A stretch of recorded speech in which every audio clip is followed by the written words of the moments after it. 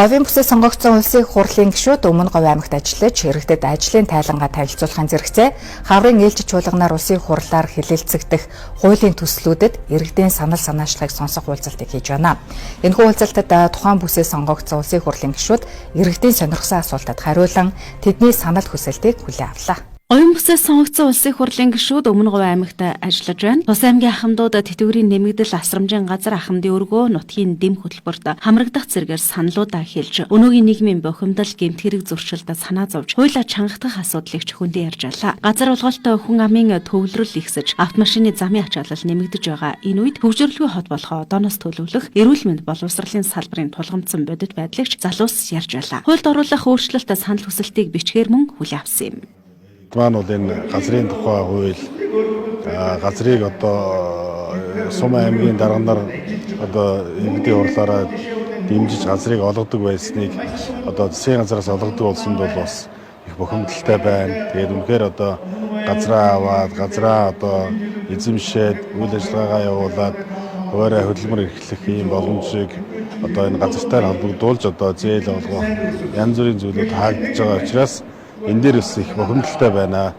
За мөн одоо хүүхдийн боловсролын асуудал дээр гэр бүлийн одоо хамгаалал, гэр бүлийн одоо төрөөс гэр бүлийн талаар баримтлах бодлогыг тодорхой болгож энэ гэр бүлийн одоо асуудал дээр нэлээд одоо анхаарал хандуулах гэх мэт зүйлүүдийг одоо иргэд маань хэлж байна. За мөн одоо засгийн саргааны нутгийн дэвсгэрийн нэгжийн тухай хууль дээр энэ одоо квотын асуудал дээр эмэгтэйчүүдийн квотын асуудал дээр гээд янз бүрийн санаа бодлоодыг хэлж иргэд маань одоо улсын их хурлын гишүүдтэй одоо хэлж байна.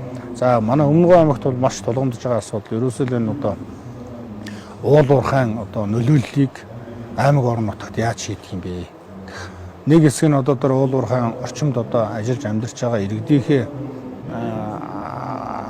асуудал дээр бид нар хойр ханддаг, иргэдийнхээ асуудлыг шийдэж чаддгүй, уул уурхайгаа явуулаад идэг. Тэгсэн тэр нь өөрөө одоо тэнд ажиллаж амьдарч байгаа хүмүүсийг одоо байгаль орчны хувьд ч тэр эдийн засгийн хувьд, сэтгэл санааны хувьд ч тэр за одоо нөгөө малчтын болоод одоо бэлчээрийн хувьд ч тэр асар их одоо хорой охирол амшаад байна. Эргээд өөрт нь одоо үлдэж байгаа, дэм болж байгаа, ачиг тусаа өгч байгаа зүйл ерөөсөй байхгүй гэдэг дээр маш олон хүмүүс шүүмжлэлтэй хандж байна. Тэгээ одоо бид нар бол энэ иргэдээс энэ бүх санал хүсэлтүүдийг хүлээж аваад холбогдох одоо яам за одоо холбогдох хууль тогтоомжийн шийдвэр гаргахад бол бид нар энэ саналуудыг бүгдийг хөрвүүлэх ёстой. Ингэж л одоо бид ажиллах нь бол бидний үүрэг. Тийм учраас энэ үүргийнхээ хүрээнд бид нар энэ орон нутгийн томилолттой Өмнө Говь аймагта энэ удаадаа хийж гэн. Тэгээд Өмнө Говь аймгийнхаа бүх одоо сумдын иргэдтэйгээ уулзах ийм одоо төлөвлөгөөтэй бид нар гарч ирсэн. Тэгээд дараа нь бид нар бусад дараагийнхаа аймагуудыг нь болвол одоо Монголын цагаан сарын ард дээр бас зарим Өмнө Говь аймгийн хувьд бол бас уул уурхайн томоохон төслүүд хэрэгжсэн. Түүний төсөл үүсгэж аж ахуйн нэгжүүд бол улсдаа одоо хамгийн өндөр татвар төвлөрүүлдэг. За түүний үр ашгаар Өмнө Говь аймгийн орон нутгийнхаа төсөвт бол 40% буцаж эргэн төвлөрүүлдэг. За мөн хүн амын орлого албан татвар 100% тухайн өмс нутагт ордог болсонтой холбоотой аймгийн маань төсөв бас өсөж байгаа. За мөн төсөв дэлхийн хэрээр бас улсад төвлөрүүлэх орлогын үүрэг даалгавар маань бас өсөж байна.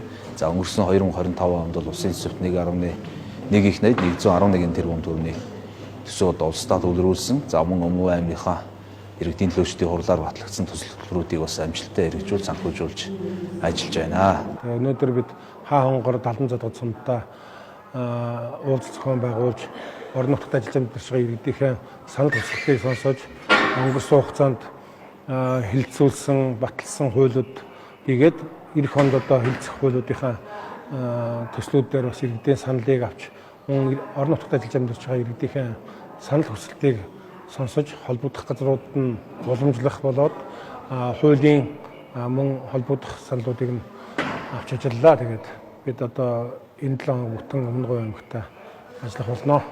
Бизнес эрхлэгч татвар төлөгчдийн зүгээс нөөтийн татварын босгыг 400 сая болгох саналаа татварын багц хуулийн төсөл тусгасан. Гэтэл засгийн газраас татварын багц хуулийг улсын их хурл танилцуулахдаа нөөтийн босгыг 400 сая биш хялбаршуулсан гормоор хайлагнах босгыг 400 сая болгон өөрчилсөн байгааг татвар төлөгчдийн зүгээс шүүмжилж байна. Татвар төлөгчдийн өгсөн саналын зорилго нөөтийн борлуулалтын орлогын босгыг 400 сая хүргэх явдал юм гэдгийг ч онцолж байна.